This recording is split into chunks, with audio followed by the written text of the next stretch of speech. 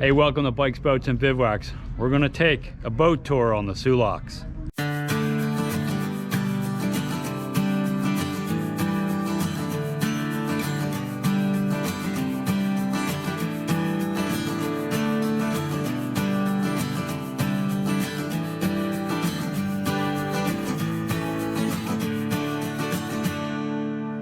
So what you're able to do is at the Soo Locks, you can get on a boat and go through the locks, and it's a narrated tour. So you get to learn a lot about how the locks work and some of the history. So we got those tickets with a discount. They're about 30 bucks a person, and it takes about an hour and a half to go through them from what we were told. So we'll see. So here is the boat that we'll get on. And you can see they got seating underneath and up top. We'll probably be sitting up top.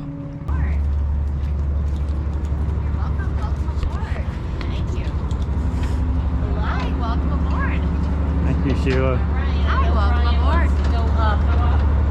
Yeah, Brian needs to be upstairs.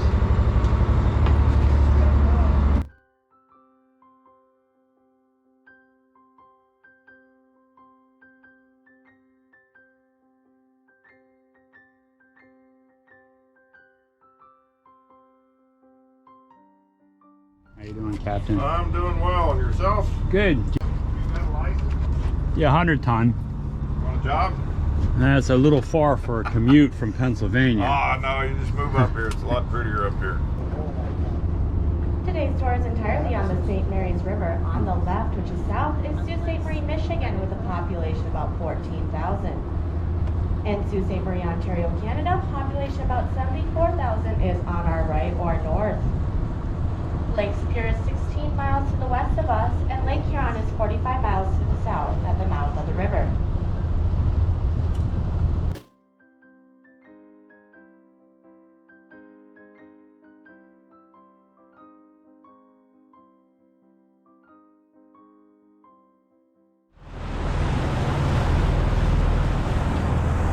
Notice those geese are staying on the Canada side. Very Canada geese.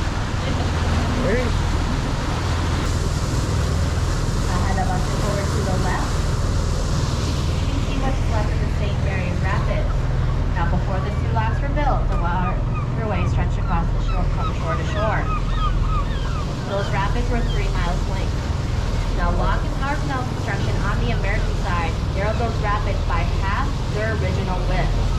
The water flow over the rapids is also decreased because much of the water is diverted to the various hydroelectric power plants in the area. The native indigenous settlement beside the rapids was called Bawatang. The native people resided here because of the abundant supply of whitefish that could be taken in all seasons of the year. The name Bawatang is said to be placed by the rapids in Ojibwe. When the French came in the 1600s, they called this area the Soo, for a shallow waterfall or rapids. In 1668, Father Martin Marquette established the St. Mary Mission next to the rapids on the American side. After the building of the chapel and the residence, the area became known as Sault Ste. Marie. Today, both cities in Michigan and Ontario are named Sault Ste. Marie. Now that large light-colored building next to the rapids, over to our left, that is the United States Hydroelectric Power Plant. This plant produces 20,000 kilowatts of electric power. The electricity is used to operate the American locks. Surplus electricity is sold to Cloverland Electric Cooperative and is used throughout Michigan's eastern Upper Peninsula. Now the large light-colored building directly ahead of us, that is the Francis Beach Port Generating Station. This Canadian hydroelectric plant opened in 1983 and produced 52,000 kilowatts of electric power. The water turbines in the plant are among the largest in the world at 27 feet in diameter. Now the Soo Locks were built to bypass the St. Mary's Rapids, which were formed by a 21-foot difference in land elevation between Lake Superior and Lake Huron. Now ships have been locking down at the Soo to avoid the rapids since 1855. Lock number 1, which opened in 1943 during World War II, is named for General Douglas MacArthur. It is 800 feet long, 80 feet wide, and 31 feet deep at the lake's ground level. That lock takes 10 million gallons of water to raise the vessel to the upper level in it. 80,000 of the American fleet must use tow as the ships are too large for the MacArthur lock, and 90% of all the freight that passes through the Soo Locks must go through the tow.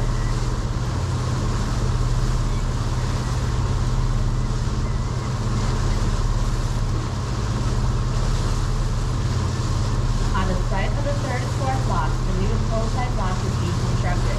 A $3.189 billion Senate-approved lock is in the process of being built and will bring an estimated 15,000 workers to the area.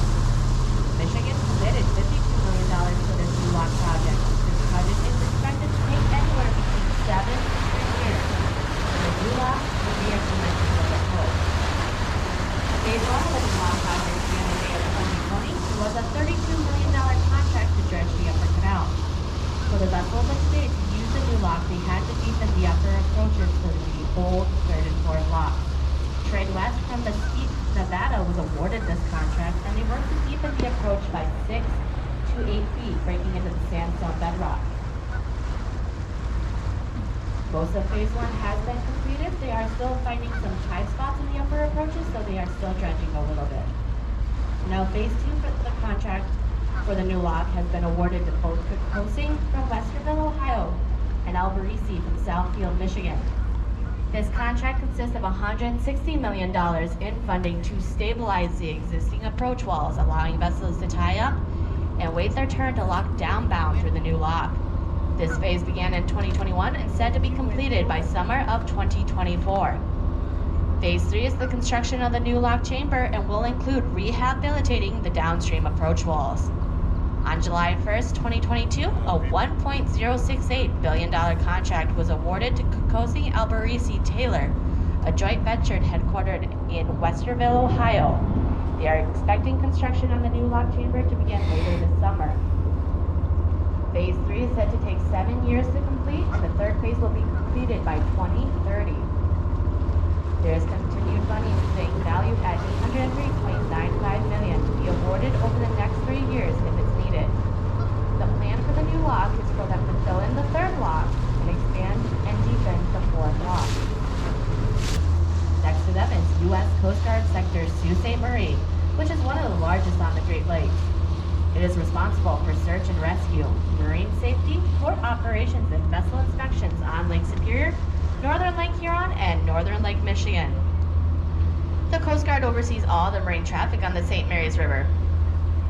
The Katmai Bay, built in 1978, was the first of the 140-foot class of ice-breaking tug to operate on the Great Lakes. She can break ice up to 30 inches thick. Now the Buckthorn moored back in the slip there, she's a buoy tender built in 1963, and she is the oldest operating Coast Guard vessel on the Great Lakes. On our left is the Corps of Engineers Marine Basin. The Corps checks the depths of the shipping channel with the state-of-the-art survey vessel, the Boofy. Wherever the channel is found to be less than 30 feet deep, tugs and barges are dispatched to dredge it. You can see some of them at the dock there. Now the largest of the red cranes is known to us as Big Red, and she is the gate lifter for the American locks. Now the safety boom on the MacArthur lock has been raised. You'll get a better view of this boom as we enter the lock. There's a large steel cable on the underside of that boom that protects the gates of the lock. When the gates are closed, the booms are normally lowered. That steel cable is locked into place. If a vessel were to get out of control, the cable would slow the vessel down and keep it from ramming the gates. Now the cables on the safety booms have saved the gates on several occasions. The large building with the glass tower ahead of us is the administrative building for the American locks. It was built in 1896, and the chief lockmaster works in building tower to dispatch vessels to the various locks. Now from the tower, the lockmaster has an excellent view of the St. Mary's River. All ships passing through the locks must report the amount of cargo and number of passengers on board. Our captain has filled out this form with the number of passengers we have on board to be recorded. At the end of each navigation season, the U.S. Army Corps of Engineers has a complete record of the number of passengers and the amount of cargo that goes to the locks. The other large building ahead of us and to the right, that is the Davis building. It houses the dewatering pumps that are used to completely empty the locks for winter maintenance. Fun fact, the pumps were there first. They built the building around them. Mail service is provided to all ships passing through the locks, and is in the small building between the MacArthur and the Poe, right next to that safety boom. We are now about to enter the first American lock, and we'll be using our mooring lines to tie up to the lock wall.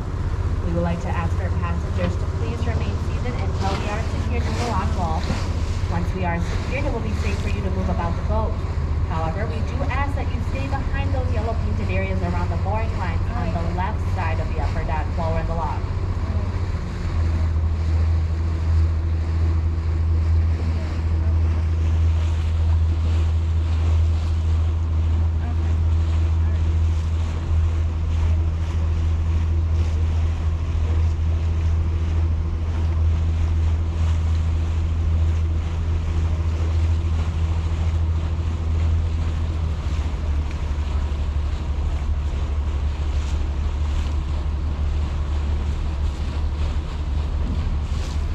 The water on the other side of the gates ahead of us is about 3 feet from the top of the gates, 21 feet higher than the water we are now on. To raise and lower the water in the locks, large tunnels in each lock are used. Now the tunnels extend beyond the gates at both ends, and there are valves at each end of the tunnels. To raise us from the Lake Huron level to the Lake Superior level, the valves beyond the gates ahead of us will be open, and the higher water ahead of us will flow through the tunnels under the lock walls and up through large openings in the floor of the lock. They will close the emptying valves inside the tunnels behind, so the Lake Superior water entering the lock under the gates ahead of us will not be able to escape under the gates behind us. Now this lock can be filled with water in about 15 minutes, and the flow of water into the lock is all by gravity. No pumps are needed.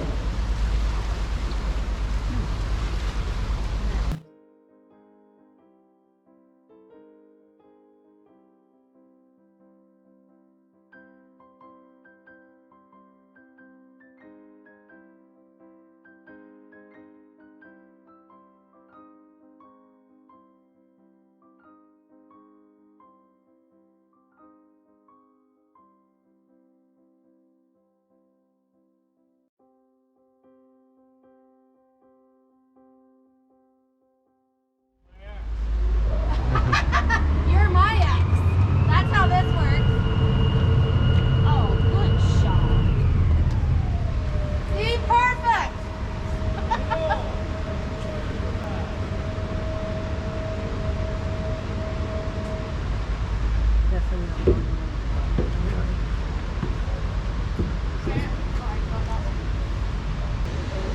Now the water is starting to fill in here since that back gate was closed.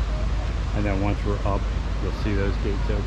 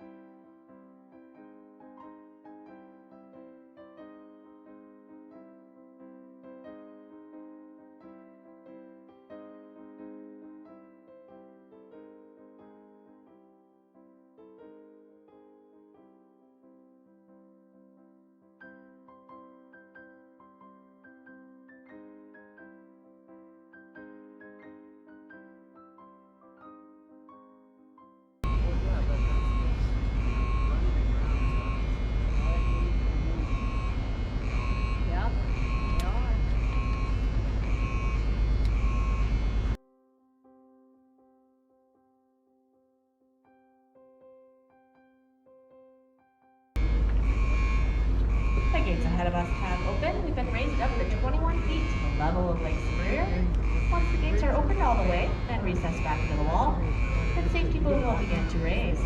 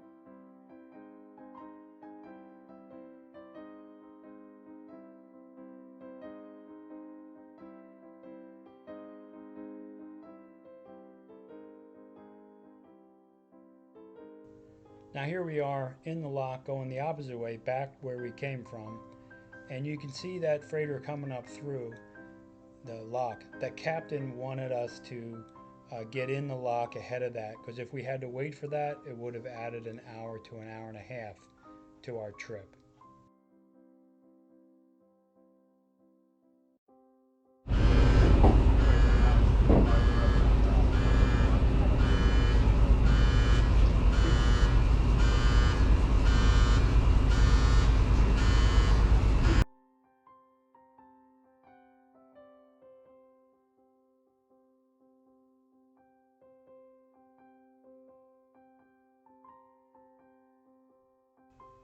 Now, as we make our way back to our port, you can see we passed the Soo Locks Museum here, so that freighter that is sitting there, you have the opportunity to purchase tickets and go in and tour that Great Lakes freighter.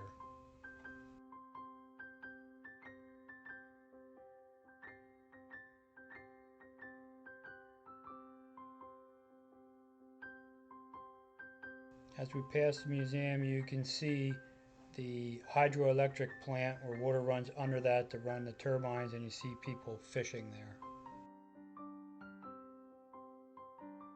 Hey, if you enjoyed this video, consider subscribing to the channel. It's free, it helps me out a lot. Also ring that bell, you'll be notified every time I put up a new video, and give the video a thumbs up, that helps too. But more important than all that, go have some fun out there. Thanks for watching.